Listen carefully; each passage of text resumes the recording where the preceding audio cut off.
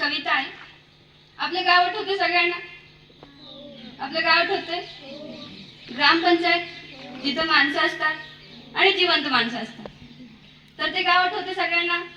गावात लोड आठवते, पार आठवते, खंडोबा आवाज सोडा, महादेव आठवते, आड विहीर आठवते, शेत आठवते, मसन वाटा आठवते, सगळंच आठवते.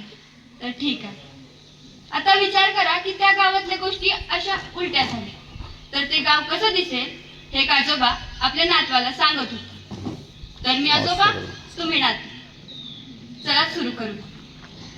दूर तिकडं डोंगरा पल्ल्यात एक गाव होतं. दूर तिकडं डोंगरा पल्ल्यात एक गाव होतं. त्याही गावाला म्याच गावाचं नाव होतं. दूर तिकडं डोंगरा पल्ल्यात एक गाव होतं. त्याही गावाला म्याच गावाचं नाव होतं. एका महादेवाचं मंदिर होतं त्या बी गावात. पर पिंड दारातून नंदी शिंगाला गाभाड्यात. अरे म्हणलं हे काय, खाली डोकं वर पाय, हळद कुंकू लिंगावर आणि पंचामृत शिंगावर. गावकऱ्याचं हे वागणं मला काय पटलं नाही. साला एवढा अपमान देवाचं अनेक बिघर पेटलं नाही. घेतलं बाहेरूनच दर्शन, मग केले पाठ देवाला. घेतलं मागूनच दर्शन, मग केली पाठ देवाला. आणि महादेवाय नमः म्हणत शिवा घातल्या गावाला. मंदिराच्या दारातून एक पाय वाटेचं वळण दिसलं. बघू म्हणलं आता जाऊन गाव नेमकं हाय तरी कसलं.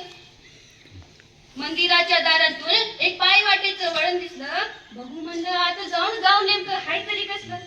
वाटेत चालत चालत तेच वडाचं झाड होतं. तरी ते उजव्या नाही डाव्या हाताकडे. झाडाखाल्ल्या देवळात तोच मल्हारी मार्दंड होता. झाडाखाल्ल्या देवळात तोच मल्हारी मार्दंड होता. पण दानपेटीत पैसे टाकल्या 100 रुपये दंड होते.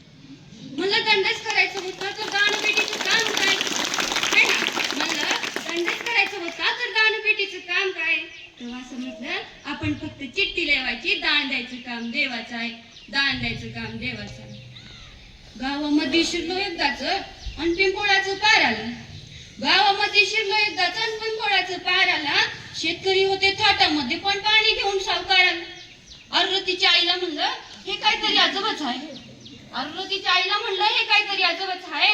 आमच्या सावकारासमोर कुणाची थांबायची आट नाही. नजर मध्ये स्थिर झाली. नजर मध्ये स्थिर झाली जेव्हा पारावरल्या मारुतीवर डोळं थांबले. एवढंच काय ते मंदिर जसं होतं तसं बांधलं.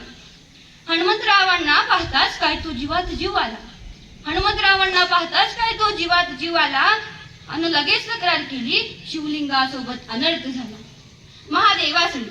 महादेवासनी उघड्यावर ठेवून नंदीचा गाभाऱ्यात थाट आहे.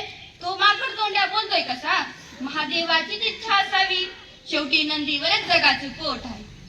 शेवटी नंदीवरच जगाचं पोट आहे. पुढं पुढं चालत गेलो आणि तो चिरोबंदी वाडा दिसला. पुढं पुढं चालत गेलो आणि तो चिरोबंदी वाडा दिसला. वाडा अगदी त्योच हो, आमच्या घराजवळच्या घराजवळ. आमच्या गावाच्या वाड्यातीना भूताकटी सावत होतं. आणि ह्या वाड्याच्या खिडकीतून बी कोणीतरी पाहत होतं. सांज होऊन गेली ती, माझ्या जीवाचं पाणी झालं. सांज होऊन गेली ती, माझ्या जीवाचं पाणी झालं. आमच्या वाड्यात गेलेलं कुणी परत वापस नव्हतं आलं. तेवढ्यात एक आवाज आला, आते भिवू नकोस. तेवढ्यात एक आवाज आला, आते भिवू नकोस. एवढीच भीती वाटते नव तर गायत्री मंत्र गाते. इच्छा नव्हती आत जायची, पण पाय तिकडे चालू लागली. किर्र शांत रात्र ती मधीच मृदंग बोलू लागली. इच्छा नव्हती आत जायची, पण पाय तिकडे चालू लागली. किर्र शांत रात्र ती मधी मृदंग वाजू लागली. काळात कुठेतरी देखणा असा कुणीतरी एकटाच मोर नाचतोय. म्हणजे आवाज तरी येतोय, पण हा मृदंग कुठे वाजतोय.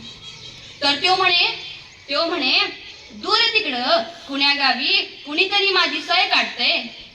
ते काय म्हणे, दूर तिकडं कुण्या गावी कुणीतरी माझी सय काढतंय. दिसा शेण घालवायला कुणीतरी ज्ञानबा तुकाराम जोडतंय. कुणीतरी ज्ञानबा तुकाराम जोडते. म्हणलं विठ्ठला माफ कर याला, हा स्वतःलाच विठ्ठल समजायला. म्हणलं विठ्ठला माफ कर याला, हा स्वतःलाच विठ्ठला समजायला. आणि तो विठ्ठलाचं नाव घेता पुन्हा मृदंग वाजायला. म्हणलं ह्या गावापरी आपलंच गाव बरं. म्हणलं ह्या गावापरी आपलंच गाव बरं. इथं कुणाचं कुणाला मेळ नाही, सगळे आपल्याच धुंदीत आहेत.